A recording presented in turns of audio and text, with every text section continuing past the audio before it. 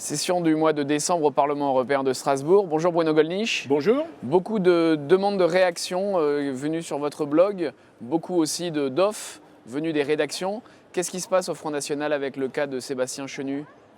Écoutez, le ralliement de M. Chenu a effectivement défrayé la chronique, mais il ne se passe rien au Front National, puisque ça ne concerne pas le Front National théoriquement, mais le Rassemblement Bleu Marine, qui dépend quand même beaucoup de la présidente du Front National. Comme il s'agit d'une décision personnelle de sa part, je n'ai pas de raison de la commenter. Il est vrai que ce n'est un secret pour personne. J'ai fait partie de ceux qui ont été extraordinairement surpris par ce ralliement d'une personne que l'on voyait plutôt engagée dans des combats qui étaient plutôt diamétralement opposés à nos propres directions. Bon, mais tout le monde peut être touché par la grâce. Monsieur Chenu a demandé à me voir. Je suis prêt à discuter avec toute personne de bonne foi. Je le verrai, je lui parlerai. Je ne souhaite limiter à cela mes commentaires, encore une fois, puisqu'il s'agit d'une décision personnelle de Marine Le Pen. Si toutefois j'avais un conseil à lui donner, ce serait de ne pas se formaliser, de ce que, en interne, évidemment, ce ralliement, peut être annoncé par d'autres et de façon prématurée, a suscité des interrogations, voire des critiques. C'est après tout naturel dans une formation politique qui n'est pas monolithique et qui ne doit pas, à mon avis, le devenir. Alors, en politique nationale, François Hollande a inauguré le musée de l'histoire de l'immigration. Quand on fait un musée d'histoire, ça veut dire quoi ? On est rentré dans une nouvelle ère, c'en est fini de l'ère de l'immigration ? Non, je crois que c'est une manœuvre qui n'a commencé bien avant François Hollande, puisque cette affaire a été décidée sous Nicolas Sarkozy, il faut quand même le rappeler. L'accouchement d'ailleurs de ce musée a été extraordinairement chaotique. Le bébé de Jacques Chirac. Voilà, moi je ne l'ai pas vu, je ne l'ai pas encore visité personnellement. Il est certain que ça a donné à M. Hollande l'occasion de faire un petit coup de démagogie, puis de mettre aussi les gens de l'UMP devant leurs responsabilités, n'est-ce pas ? Il préconise le droit de vote des étrangers en disant moi je suis pour, mais il faut, ce qui est vrai, une majorité de 3/5, parce qu'il faut changer la Constitution. Alors il fait mine de lancer un appel à l'UMP en rappelant quand même que M. Sarkozy a été pour également. Je rappelle que M. Sarkozy avait nommé comme ministre de l'immigration et de l'identité nationale M. Besson, qui était député socialiste, de la même façon que Sarkozy a nommé à la Cour des comptes un président qui était député socialiste, a nommé aux affaires étrangères M. Kouchner, qui était un député européen socialiste et non des moindres, a nommé M. Frédéric Mitterrand à la culture, etc. Bref, n'a fait l'ouverture qu'à gauche. Alors, je crois, sur le fond de l'affaire, en ce qui concerne le droit de vote des étrangers, on nous dit, mais le droit de vote des étrangers, vous comprenez, il y a des étrangers qui sont là depuis des dizaines d'années, qui paient leurs impôts, ils devraient pouvoir voter. Non, le fait de payer ces impôts, c'est la contrepartie d'un certain nombre de services publics. Ça n'est pas la citoyenneté politique. Si ces étrangers veulent voter en France, il leur appartient de déposer une demande de naturalisation. Et même avec un gouvernement Front National, je peux vous dire que si un étranger qui réside légalement dans notre pays depuis des années, qui vit convenablement, qui ne porte pas atteinte ni aux bonnes mœurs, ni au droit pénal, ne commet pas d'infraction, paie ses impôts, a fondé une famille en France, travaille honnêtement, s'il veut devenir français, nous envisageons ces demandes avec la plus grande bienveillance. Simplement, je crois que notre ligne est très claire. La nationalité française s'hérite ou se mérite. Ce qui est scandaleux avec cette histoire de droit de vote des étrangers, c'est qu'on va avoir une catégorie de personnes qui va avoir 2 droits de vote. Parce que l'étranger qui va acquérir le droit de vote en France, il va continuer à être électeur et éligible dans son pays d'origine. Autrement dit, on va, au profit d'une catégorie particulière, créer un droit de vote pluriel, et ça c'est tout à fait inadmissible, en se fondant même sur les principes d'égalité qu'ils invoquent à tort et à travers. Alors c'était une des promesses, ce droit de vote des étrangers, une des promesses de François Hollande. Deuxième promesse qui est étudiée en ce moment à l'Assemblée nationale, c'est le débat sur la fin de vie. Est-ce qu'il faut abréger les souffrances des gens, Bruno Gollnisch ? Il faut s'efforcer de diminuer la souffrance, mais je crois que ce qui résume la doctrine la plus naturelle, la plus saine qui soit, qui prend en compte, y compris pour des chrétiens, je dirais surtout pour des chrétiens, le fait que la vie humaine a un terme, que l'acharnement thérapeutique ne se justifie pas toujours. Mais je pense que ce qui doit être le mot d'ordre, c'est soulager, mais pas tuer. Voilà, c'est aussi simple que ça. Soulager, mais pas tuer. Soulager, ça n'est pas tuer. Alors si en soulageant, il se trouve que les effets secondaires des médicaments qui sont administrés conduisent éventuellement à abréger la vie, c'est possible, mais ce n'est pas le but que l'on recherche. Voilà, rechercher à tuer quelqu'un, à mettre fin à une vie, c'est s'ériger en maître de la vie et de la mort, et ça, c'est, je crois, directement contre la loi naturelle, et c'est la raison pour laquelle j'y suis tout à fait opposé. Affaire européenne, vous n'êtes pas très ami avec M. Juncker. Hein, je crois qu'il y a quelques débats. Juncker, c'est pas une question de personne. M. Juncker, ancien Premier ministre du Luxembourg, c'est vrai que j'avais dit qu'il était en charge de l'économie et des finances. Il m'a dit, mais non, vous ne savez pas ce dont vous parlez, j'ai jamais été en charge des finances. D'accord, il a été, je crois, pendant 18 ans Premier ministre. C'est un rôle dans lequel on s'occupe quand même des finances, me semble-t-il. Et il était ministre de l'économie et puis de diverses autres choses qui ont trait au système bancaire, aux entreprises. Bref, c'est en cette qualité qu'il a fait du Luxembourg un paradis fiscal qui a permis à un certain nombre de multinationales de travailler en Europe sans pratiquement payer d'impôts. C'est-à-dire qu'il a créé une espèce de concurrence déloyale au profit de ce petit pays, ce qui, me semble-t-il, ne le qualifie pas pour faire régner aujourd'hui davantage de justice et d'égalité dans le système économique, financier, fiscal en Europe. Ceci étant, M. Juncker était un remarquable prestidigitateur, en même temps qu'un homme assez cynique en privé. C'est lui qui avait d'ailleurs reconnu, entre autres, que le traité de Lisbonne, finalement, c'était la Constitution européenne, rejetée par les Français et les Néerlandais, mais qu'on leur resservait comme un plat réchauffé sous une autre forme. Monsieur Juncker annonce un plan mirobolant de 315 milliards, je crois, d'investissements européens, dont il n'a au grand maximum qu'une vingtaine à sa disposition. Alors, je ne sais pas si cela suffira à relancer l'économie européenne. Je crois qu'il y a là encore une fois un tour de prestidigitation qui ne grandit pas les institutions de l'Union. Ça tangue en revanche chez les socialistes. Guillaume Balas, qui est député européen français, élu sur les listes du Parti socialiste, dénonce la visite de M. Moscovici en Grèce, qui soutiendrait, semble-t-il, le gouvernement de droite et son plan austérité. Monsieur Moscovici, c'est une autre contradiction dans les termes.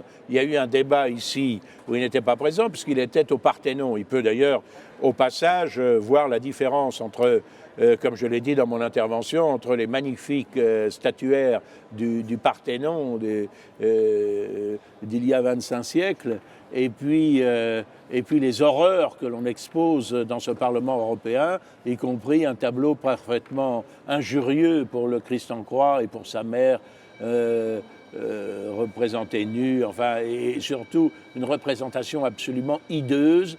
Que cette cochonnerie qui a suscité des protestations soit fièrement remise, protégée par une plaque de verre, gardée par des vigiles, montre à quel point la volonté de provocation antichrétienne règne en maître dans ce Parlement, où théoriquement, pourtant, le groupe d'élus principal est le groupe de députés dits démocrates chrétiens. Je crois qu'ils n'ont de chrétiens que le nom et ils sont assez modérément démocrates. Mais ceci est une autre affaire. Monsieur Moscovici est l'homme qui a creusé le déficit en France, puis qui est chargé de résorber le déficit en Europe. Chercher l'erreur, et évidemment, il vient au soutien du gouvernement grec, lequel est un gouvernement plutôt conservateur, mais qui a accepté une terrible politique d'austérité qui a été remarquablement, dans son intervention, décrite par Marine Le Pen. Je conseille à nos amis d'aller sur le site du Parlement européen pour voir ce mercredi de session comment Marine Le Pen a résumé la situation de la Grèce. Alors, la nouvelle rubrique Le coup de gueule du Réac a eu un succès extraordinaire, notamment avec l'enquête de France 2. Bruno Gollnisch, qu'est-ce qui s'est passé? C'est formidable. France 2 a découvert qu'un scandale abominable, un scandale qui touche le Front National, mon cher ami, c'est que voilà, cette table, ce fauteuil sur lequel nous posons nos derrières pendant 20-25 minutes, c'est payé par le Parlement européen et les micros aussi, et l'enregistrement, le CD qui va nous être remis et qu'on va mettre sur notre site, c'est payé par le Parlement européen, alors que, oh horreur, nous ne parlerions pas que de sujets européens. Je dois dire qu'ils ont fait une enquête absolument minutieuse, extraordinaire. C'est censeur d'un nouveau genre. Le problème, c'est que le décompte qu'ils ont fait entre les sujets européens dont je parle et les sujets soi-disant non européens est totalement faux. Par exemple, c'est vrai que je parlais de pratiques qui me semblaient abusives de Canal+.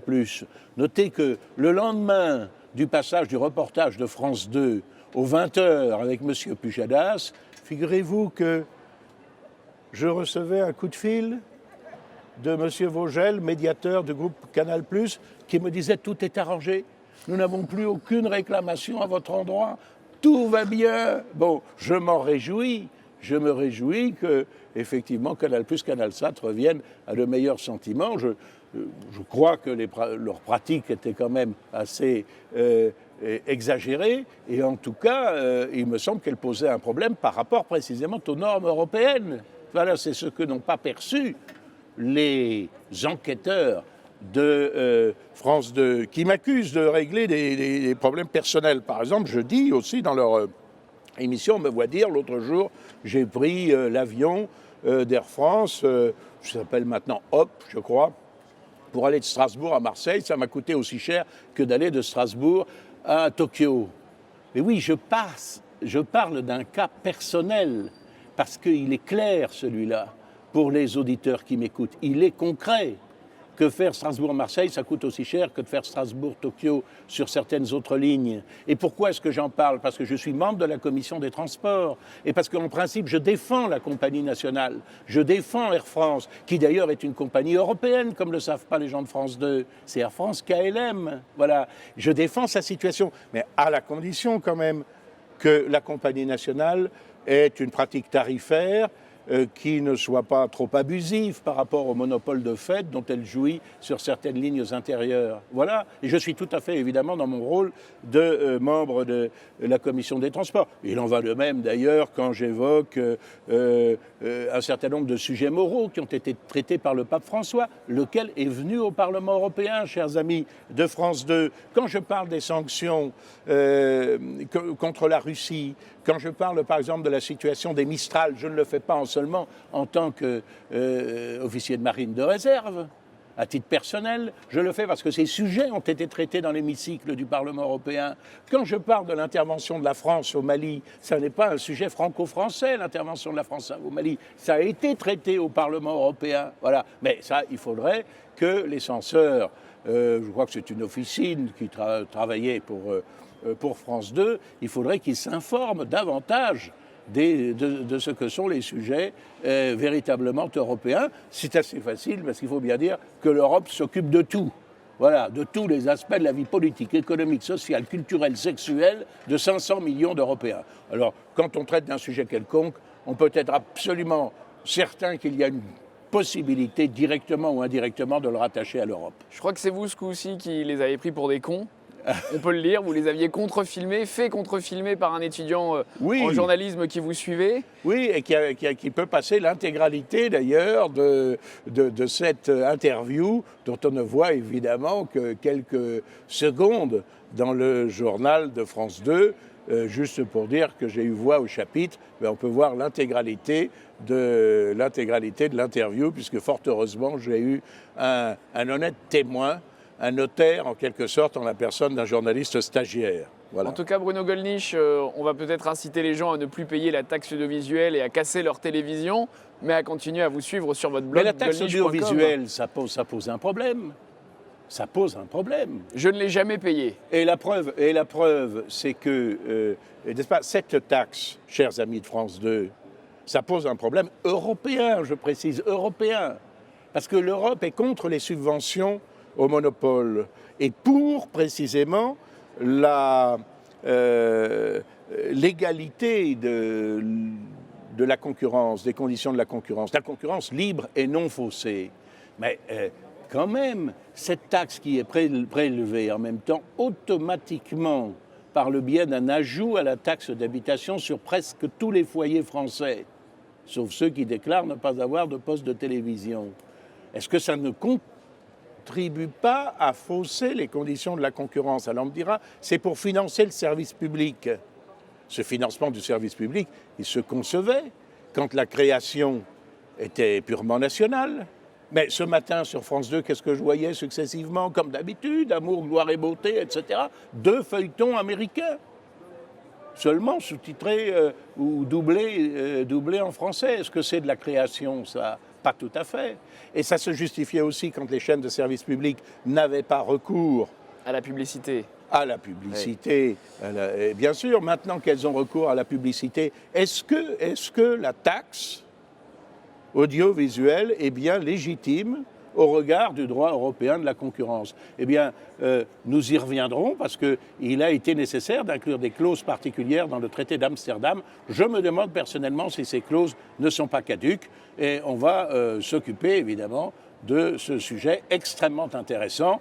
J'invite les journalistes de France 2 qui m'ont suivi à voir de quelle façon je vais me plonger avec délice dans la réglementation européenne à cet égard. Je ne sais pas si eux vont passer de bonnes fêtes, mais en tout cas, Bruno Gollnisch, on va souhaiter à vos auditeurs et à vos téléspectateurs un joyeux Noël. Un joyeux Noël, car c'est Noël, je le précise, parce que maintenant on n'a plus droit aux crèches, on ne parle plus de Noël. Un laïcisme agressif qui veut nous couper de toutes nos racines. Pourtant, les Chinois célèbrent la naissance du Bouddha, même s'ils ne sont pas bouddhistes, etc. Bon, mais non, Noël, on n'a pas le droit. Alors, je me demande d'ailleurs si, par exemple, le leader écologiste, ancien du paysage audiovisuel français, Noël Mamère, ne devrait pas, dans l'air du temps, changer de nom et de prénom. On devrait l'appeler comme prénom fête de fin d'année, et plutôt que ma mère, parent 1. Alors, fête de fin d'année, parent 1, je trouve que ça sonne assez bien. C'est désormais sous ce vocable parfaitement laïque et républicain que nous désignerons mon collègue au Parlement, à l'Assemblée nationale, porte-parole des écologistes, M. Noël Mamère. Bruno Gollnisch, à bientôt. Mais je lui souhaite un bon Noël quand même. Au revoir. Fête de fin d'année, parent 1.